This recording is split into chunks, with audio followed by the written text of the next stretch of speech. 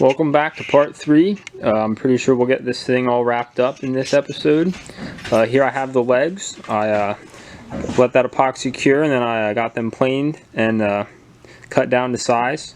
So we'll be sanding those with some 80 grit on the belt sander first, and then 120, and then to the disc sander for some finishing.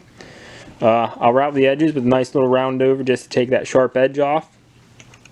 And then we'll be figuring out how to mount them onto the tabletop and getting the first coat of walrus oil furniture finish on them.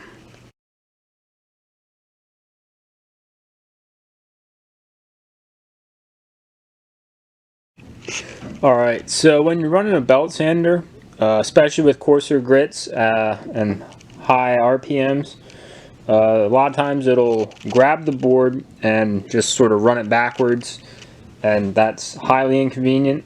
So what I do, one of my good buddies told me that if you just go to like Harbor Freight or your local hardware store and get some of this, it's just toolbox liner matting that you lay in your toolboxes.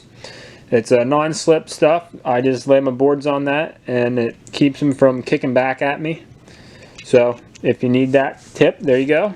I think it works pretty good.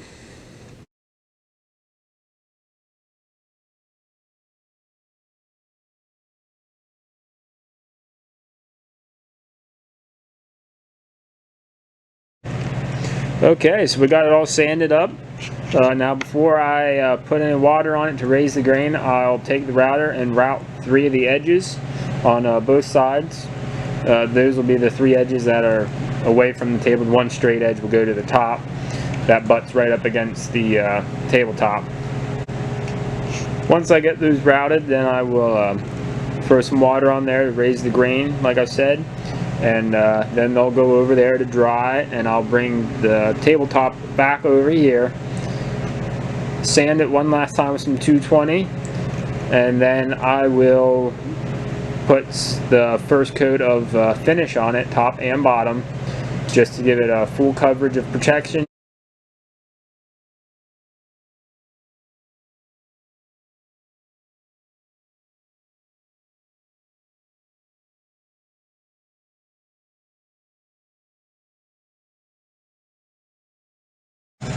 Alright, so I put spreading out the furniture finish here.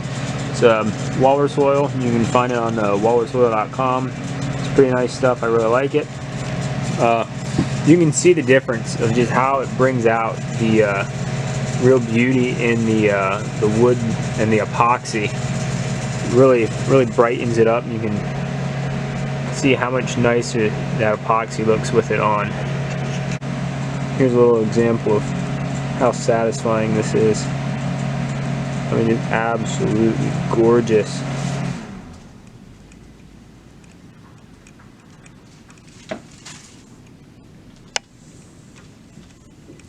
Very mesmerizing.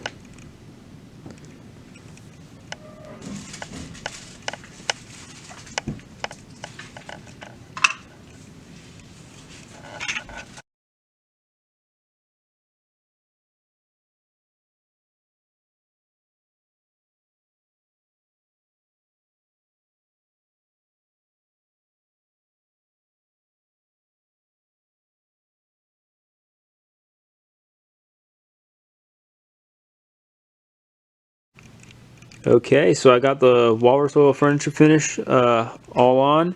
It's just the oil for the first coat. It sits for 24 hours, and then whatever doesn't dry in, I will wipe the excess off with a rag.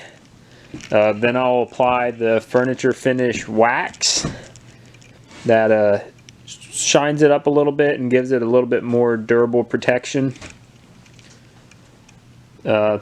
So tomorrow night I'll come back and probably finish up figuring on how to mount the legs, get that all sized up, and then put some furniture finish on that, and it'll be pretty well done. Alright, now the oil is all soaked in as good as it will. I wiped it all down, wiped all the excess off. Really the only spots that there was any excess was on top of the epoxy, because that obviously isn't going to soak much of it in. So the next step is going to be this furniture wax from Walrus Oil. It's a wax finish and polish, so it'll give it a little bit more of a shine, a little bit of glossiness to it. Not a whole lot, but just enough to make it look really nice. I got right here is some ash, sticking with this theme of ash, white ash. Just some 1 1/4 by 1 1/4 planks. I'm going to use them to frame up a rectangle to hold the legs together, and then fasten that whole thing up onto the bottom of the coffee table.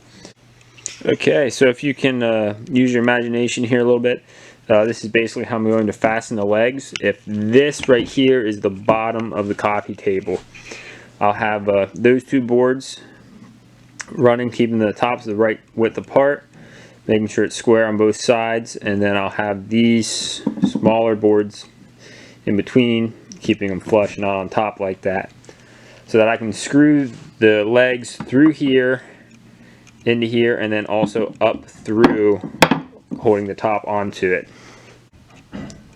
So we have that all screwed together. You can see I used my Craig jig. It's a pocket hole set kit thing to tap the screws in and kind of keeps them more secure. You don't have any screws going from the outside in, so if you're looking from underneath, you don't see any ugly screw heads, so don't have to worry about puttying holes. Most of them are on the inside, or the top, which is where the